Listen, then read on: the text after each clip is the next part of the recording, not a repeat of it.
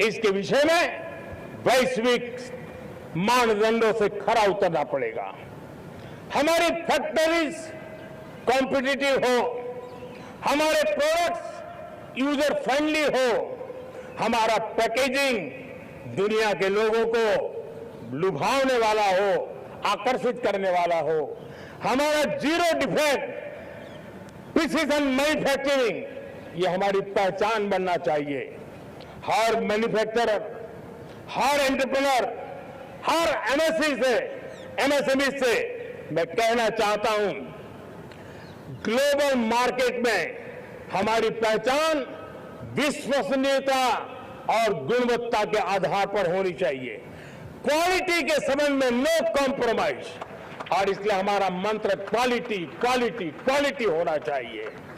यही हमारा global brand value बनेगा। मेरे प्यारे देशवासियों, इस सप्तधारा की दूसरी शक्ति है कृषि और फूड प्रोडक्शन, फूड प्रोसेसिंग। हमें इस दिशा में आगे बढ़ना होगा। हमारे किसानों ने अब दुनिया के बाजार खुल चुके हैं, एफपीओ के कारण हमें एक बहुत बड़ा मार्केट मिल रहा है। हमें वहां पहुंचना है, हमें उस जगह को हाथ लगाना है, हमें खेत से लेकर एक्सपोर्ट मार्केट की ओर जाना होगा। हमारे पारंपरिक खान पान हो, हमारे मिलेट्स हो, हमारे मसाला हो, हमारे फल हो, फूल हो, क्या कुछ नहीं है हमारे पास, वो ग्लोबल ब्रांड्स बनने चाहिए।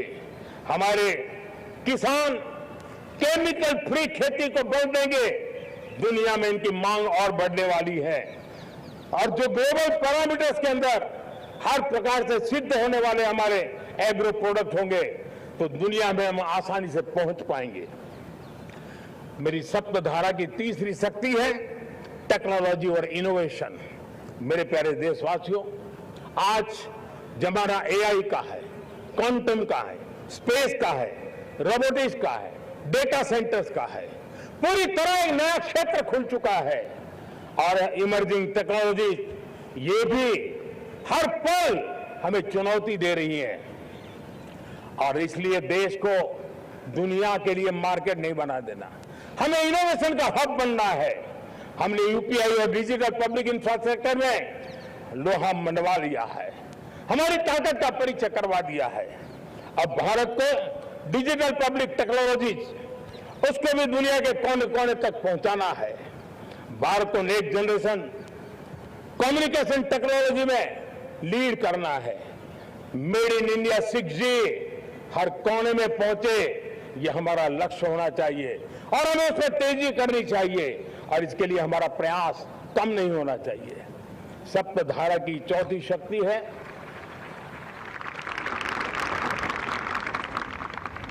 गति शक्ति। ये गति शक्ति देश के अंदर सीमलेस फास्ट कनेक्टिविटी पर हमें बल देना होगा। शहरों को हाई स्पीड रेल से हमें जोड़ना होगा। मॉडर्न हाईवे चाहिए, इनलैंड वाटरवेज चाहिए, एयरपोर्ट चाहिए, मल्टी मॉडल लॉजिस्टिक की व्यवस्था चाहिए। हमें पोर्ट को सिर्फ सामान उतारना चढ़ाने की जगह नहीं, दुनिया के शिफ्ट आकर के लंगर हो जाए इतना नहीं, हमें हमारे पोर्ट को पोर्ट लेड डेवलपमेंट ग्रोथ की दिशा में हमें आगे बढ़ना होगा। हमारी पांचवी शक्ति है सप्तधारा की, वो है रक्षा शक्ति। और ये रक्षा शक्ति का महत्व हर प्रकार से है। मेरे प्यारे देशवासियों, डिफेंस में आत्मनिर्भर होना अब भारत ने अनुभव कर लिया, दुनिया ने अनुभव कर लिया है, इसके बिना कोई चारा नहीं है। विश्व जब अपनी अपनी ही सोच रहा है, तब भारत विश्व के लिए बाजार बनकर के नहीं रह सकता है। हमें डिफेंस के क्षेत्र में आत्मनिर्भर होना हुआ। Next generation defence technology develop करके हमें ग्लोबल सप्लायर बनने की दिशा में हमें लक्ष्य लेकर के चलना है। हमें ड्रोन, काउंटर ड्रोन सिस्टम को विकसित करना होगा और हाइपरसोनिक डिफेंस टेक्नोलॉजीज उस पर हमें लीडरशिप लेनी होगी। साथियों, साइबर सुरक्षा भी आज हर घर के लिए एक समस्या बन रही है। वो भी एक रक्षा का क्षेत्र है जिसमें हमारे युवाओं की जो सामर्थ्य है, उस सामर्थ्य का उपयोग हम देश के और दुनिया के लिए कर सकते हैं। हमारी सप्तधारा की छठी शक्ति है ग्रीन इकोनॉमी, ब्लू इकोनॉमी, जो ग्रीन जॉब को भी जन्म देती है। हमें green hydrogen, renewable energy, energy storage, green mobility, green manufacturing in global scale हमें पा करके रहना है। हमें दुनिया जब ग्लोबल वार्मिंग की चर्चा करती रहती है, हम रास्ते खोजते रहते हैं, हम समस्याओं का समाधान दे रहे हैं। और भारत ये ग्रीन मूवमेंट का बहुत बड़ा सामर्थ्य लेकर के चलिए। भारत के पास ब्लू इकोनॉमी के लिए भी बहुत बड़ा अवसर है। बहुत बड़ा लंबा हमारा कोस्टलाइन है। ब्लू इकोनॉमी के लिए बहुत बड़े अवसर है। फिशरीज है, कोस्टल टूरिज्म है, ओशन टेक्नोलॉजी है। ऐसे कितने ही क्षेत्र हैं जिसमें हम आगे बढ़ सकते हैं। मेरे प्यारे देशवासियों, भारत सप्त धारा की जब बात करके लेकर चला है, तब हमारी 7वीं धारा है और दुनिया के लिए इसका अपना भी एक महत्व है, और वो है भारत का सॉफ्ट पावर। भारत के सॉफ्ट पावर की ताकत है। आज योग ने पूरी दुनिया को भारत के साथ जोड़ के रखा हुआ है। योग दुनिया के लिए एक ऊर्जा बनता जा रहा है, भारत के लिए विश्वास का बड़ा कारण बनता जा रहा है। जिस भारत के पास आस्था के केंद्र हो, जिस भारत के पास आयुर्वेद हो, जिस प्रकार से भारत के पास होलिस्टिक हेल्थ केयर की व्यवस्था हो, हील इन इंडिया का मूवमेंट हो, हम दुनिया के अंदर हमारे सामर्थ्य को लेकर के जा सकते हैं। हैंडीक्राफ्ट हो, संस्कृति हो, हमारी फिल्में हो, हमारा क्रिएटिव वर्ल्ड हो, वीएफएक्स हो, हमारा एनिमेशन हो, हमारी गेमिंग हो, डिजिटल कंटेंट हो, क्रिएटिव वर्ल्ड के अंदर भारत अपना रुतबा दिखा सकता है। हमने उसको वैश्विक सामर्थ्य के रूप में विकसित करना होगा। आज भारत ने वेव समिट को एक बहुत बड़ी ताकत दी है। दुनिया धीरे धीरे भारत का ये जो world audio visual and entertainment summit है, उसकी राह देखता रहता है, और वो भारत के सॉफ्ट पावर को, भारत के क्रिएटिव दुनिया को परिचित करेगा। मेरे प्यारे देशवासियों, भारत के पास विशाल वन्य संपदाएं हैं। हमारे पास 100 से ज्यादा नेशनल पार्क है। क्षमता बहुत है, लेकिन विदेशी टूरिस्टों को आकर्षित करने में हम कम पड़े हैं।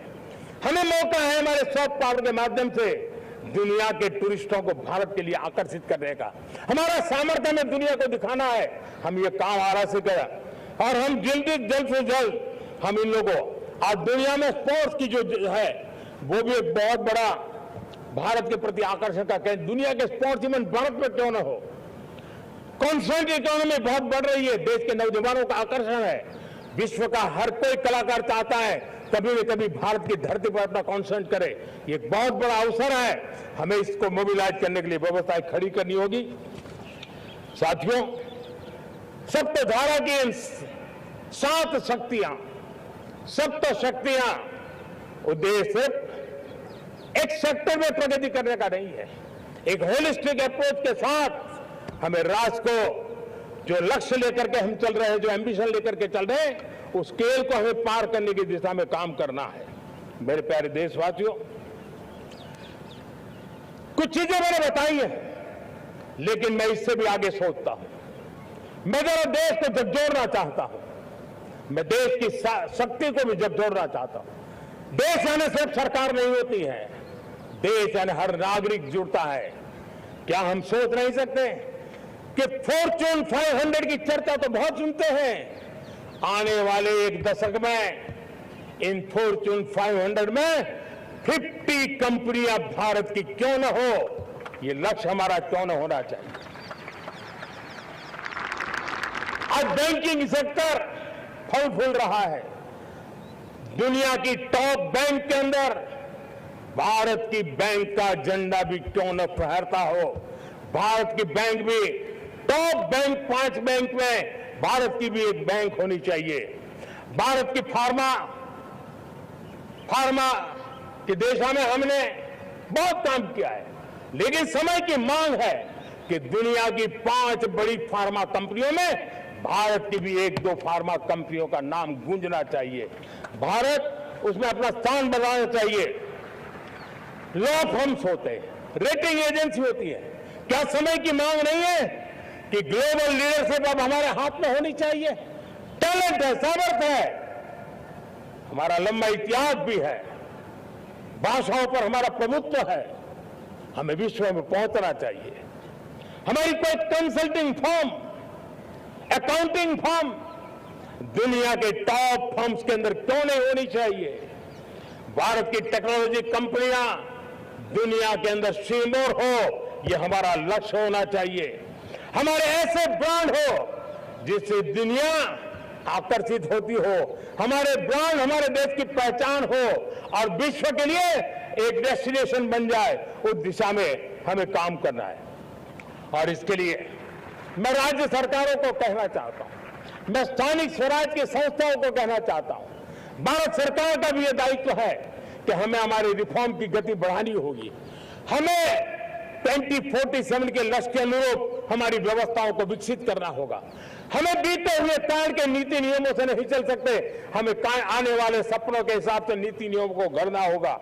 और इसको अगर हम करेंगे तो मुझे पूरा विश्वास है और मैं देशवासियों को भरोसा देता हूं कि इसी रास्ते मेहनत में कोई कमी न करते हुए हम विकसित भारत का सपना पार करके रहेंगे। हमें सबको मिलकर के चलना है, केंद्र सरकार हो, राज्य सरकार हो, इंडस्ट्री हो, हम सब ने मिलकर के आगे बढ़ना है। हमें रिफॉर्म्स करते रहना है, रिफॉर्म्स को आगे बढ़ाते रहना है। और मैंने पहले भी कहा था, हम रिफॉर्म कंपल्सन से नहीं, कन्विक्शन से कर रहे हैं, लक्ष्य को प्राप्त करने के लिए कर रहे हैं। मेरे प्यारे देशवासियों, जब मैं विकसित भारत की बात कर रहा हूं, देश को तेज गति से आगे बढ़ाने की बात कर रहा हूं, उसका सबसे बड़ा लाभार्थी कौन है? इन सारे प्रयासों का सबसे बड़ा साधक कौन है? अगर साधक है तो मेरे देश का युवा है, मेरे देश की युवा शक्ति है। विकसित भारत की यात्रा में युवाओं की बहुत बड़ी भूमिका है।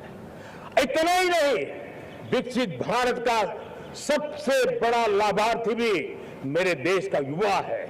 और इसलिए हमें विकसित भारत के लक्ष्य को युवाओं के साथ जोड़ करके आगे बढ़ाना है। युवाओं हमारी सर्वोच्च प्राथमिकता के साथ हमें आगे बढ़ना है। साथियों, पिछले 10-12 साल में उस दिशा में बहुत कुछ हुआ है। स्टार्टअप इंडिया अभियान, आज पूरे देश में 2.5 लाख से ज्यादा रजिस्टर्ड स्टार्टअप बन गए। देश के नौजवान खुद तो काम कर रहे हैं, अनेकों को रोजगार दे रहे हैं। 1 लाख करोड़ रुपया इनोवेशन फंड भारत सरकार ने घोषित किया है। मैं देश को, नौजवानों को कहना चाहता हूं, आप अपने सपने को लेकर के आइए, संसाधनों की कमी नहीं रहने देंगे। 1 लाख करोड़ रुपया आपके दिल दिमाग को सामर्थ्य देने का एक व्यवस्था हमने कर दी है। रिसर्च के नए अवसर मिले, डिजिटल इंडिया के नए सस्ते डेटा, ये युवाओं को सशक्त किया। दुनिया में सस्ता डेटा कहीं है तो भारत की धरती पर है। और देश के नौजवानों को नई ताकत दी है। स्किल इंडिया हमने नेशनल प्रोग्राम बनाया है। स्पेस सेक्टर को हमने ओपन कर दिया। नेशनल ड्रोन पॉलिसी हमने बनाई है। खेलो इंडिया पॉलिसी बनाई है। 35 वर्षों तक एजुकेशन पॉलिसी नहीं थी, नई एजुकेशन पॉलिसी लेकर के आए हैं और इसका फायदा मिडिल क्लास के परिवारों को हुआ है। साथियों, 2004 से 14 आंकड़ा मुझे देना चाहिए आपको। 2004 से 14 हमारे देश में 350 से भी कम यूनिवर्सिटी थी और आज 10-12 साल के भीतर भीतर करीब 650 नई यूनिवर्सिटी जुड़ चुकी है। करीब 1000 का आंकड़ा हम पहुंच रहे हैं। 2014 के पहले मेडिकल की सिर्फ 400 सीटें हुआ करती थी, आज करीब 850 सीटें मेडिकल की हो रही है। इतना ही नहीं, अब विदेशी यूनिवर्सिटी भी भारत की धरती पर आ रही है। भारत के अंदर विदेशी यूनिवर्सिटी की डिग्री मेरे नौजवान को मिले, इसका प्रबंध भी हो चुका है। हमारे देश के युवा मन बचपन से ही टेक्नोलॉजी की तरफ आकर्षित हो, उस दिशा में हम काम कर रहे हैं और इसलिए हमने करीब 10,000 से अधिक अटल टिंकरिंग लैब छोटे छोटे बच्चों के हवाले कर दी है। ताकि उनका इनोवेशन और टेक्नोलॉजी के अंदर उनका मन बने। 12 वर्षीय युवा, हमने अनेक रास्ते खोले। हम स्टार्टअप ओपन कर दिया, आपने देखा होगा।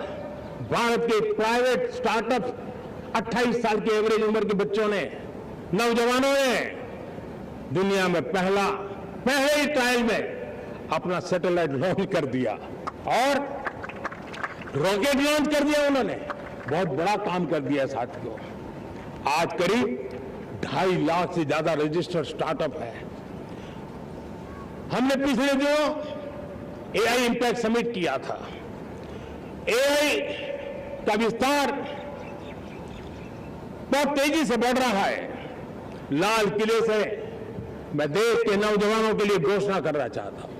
हमने तय किया है कि आने वाले 1 वर्ष में 1 करोड़ युवाओं को एआई स्किल के लिए ट्रेनिंग देने का हम काम करेंगे, ताकि हमारा देश का नौजवान एआई की दुनिया में भी नेतृत्व करने का सामर्थ्य। मेरे साथियों, बायो इकोनॉमी एक नया क्षेत्र है। एक समय था 2014 के पहले सिर्फ 60,000 करोड़ रुपए का बायो इकोनॉमी का काम होता था।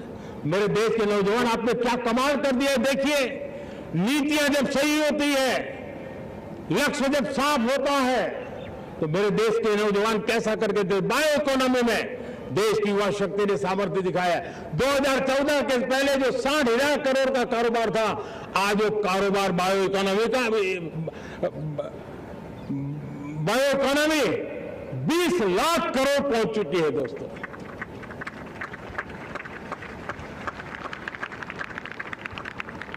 दो 2009-10 का कालखंड था, सिर्फ 25 लाख इलेक्ट्रिक व्हीकल हमारे देश में बिके थे। 1.5 लाख इलेक्ट्रिक व्हीकल बिके थे 2009-10 में। 1.5 लाख इलेक्ट्रिक व्हीकल। इस 25-26 में 25 लाख इलेक्ट्रिक व्हीकल बिके हैं।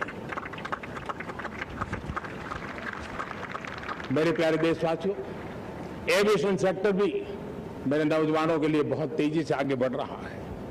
नए एयरपोर्ट, नए रूट, नए रोजगार के अवसर बना रहे हैं। मेंटेनेंस, ओवरहॉलिंग, इसके भी कारण देश में बहुत बड़ी मात्रा में स्किल मैन पावर को काम मिल रहा है। मेड इन इंडिया हवाई जहाज बनाने की दिशा में हमने सफलता पाई है।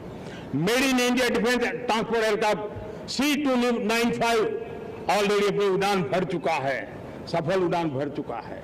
ये देश के नौजवानों के लिए, मेरे साथियों, ड्रोन ने भी बहुत बड़ा काम किया है। स्वामित्व योजना, गांव में ड्रोन से स्वामित्व योजना सफल हो रही है। करीब 3.25 करोड़ परिवारों को स्वामित्व योजना का लाभ मिला है और इसके कारण 140 लाख करोड़ रुपए जैसी संपत्ति अनलॉक हुई है, जिसके कारण बैंक से लोन मिल सकता है, लोग अपना कारोबार कर सकते हैं। मेरे प्यारे देशवासियों, हमारे मध्यम वर्गीय परिवारों के सामने एक बहुत बड़ा बोर्ड बन चुका है कोचिंग क्लासेस की स्पर्धा। हर माँ बाप को लग रहा है कि कोचिंग क्लास में बच्चे को नहीं भेजा तो हम प्रतिष्ठित परिवार नहीं है। इन गरीब और मिडिल क्लास परिवारों की हम चिंता करते हुए हजारों करोड़ रुपए का उनका खर्च है, वो भी बेटे भी अपने आसपास रह सके, उनकी देखभाल हो सके, परिवार पर आर्थिक बोझ ना आए। और इसलिए हमने युवाओं के लिए विभिन्न परीक्षाओं की फ्री ऑनलाइन कोचिंग हमने करने का निर्णय किया है।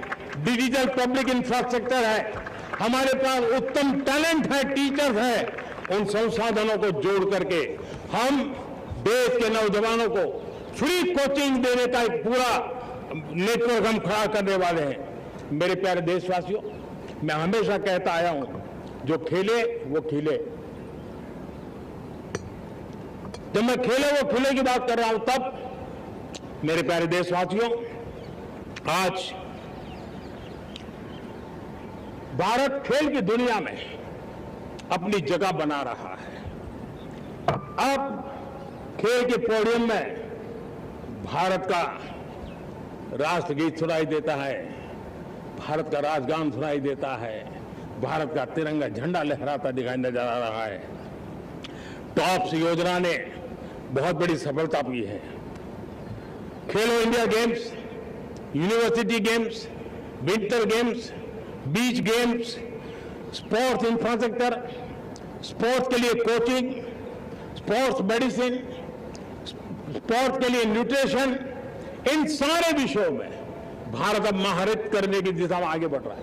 नौजवानों के लिए पूरा नया क्षेत्र, खिलाड़ी न बन सके तो उसकी सपोर्ट सिस्टम में भी बहुत बड़ा क्षेत्र खुल रहा है।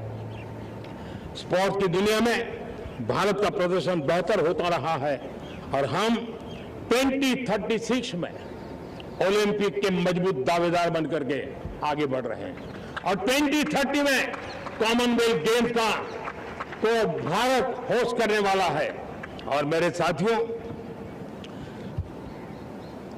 दुनिया में जो ओलंपिक की खेल होते हैं, करीब 40 प्रकार के गेम होते हैं और करीब 350 साढ़े 350 स्पर्धाएं होती हैं ओलंपिक में। और आपको जानकर के दुख होगा मेरे देशवासियों, मेरे नौजवानों, मैं आपको चुनौती देता हूं, मैं आह्वान करता हूं, मैं आपकी मदद चाहता हूं। 350 जितने स्पर्धाओं में भारत 2/3 खेलों में कहीं होता ही नहीं, हमारी मौजूदगी नहीं होती, हम क्वालिफाई नहीं होते हैं।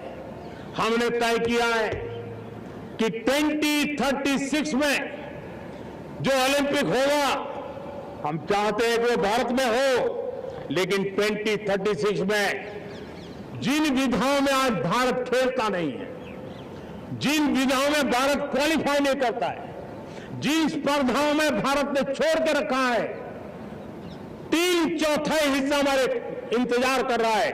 भारत उस पर बल देगा और इसके लिए हम टैलेंट हंट का एक अभियान भी चलाना चाहते हैं। हमें अगर 2036 के लिए खिलाड़ी चाहिए तो आज जो 5 साल, 10 साल, 15 साल की उम्र के नौजवान हैं, बेटे हैं, उनके तरफ ध्यान देना होगा, उन बेटियों पर ध्यान देना होगा। और इसलिए 5 से 15 उम्र के बच्चों में खेल प्रतिभा ढूंढने के लिए गांव-गांव, शहर-शहर, स्कूल एक टैलेंट हंट का अभियान चलाया जाएगा। बच्चों की प्रतिभा को देखा जाएगा और फिर उनको स्पेशल ट्रेनिंग दे करके देश के लिए खेलने वाले अच्छे खिलाड़ी बनाए जाएंगे। मेरे प्यारे युवा, देश के सामने, देश के नौजवानों के सामने नशा एक बहुत बड़ा संकट बनता जा रहा है। नशा मुक्त भारत ये हम सबका सामूहिक दायित्व होना चाहिए। हमारे उज्जवल भविष्य के लिए हमारी युवा पीढ़ी मजबूत हो, हमारा युवा सामर्थ्य हमारे देश के लिए काम आए, इसलिए नशा मुक्त भारत पिछले दिनों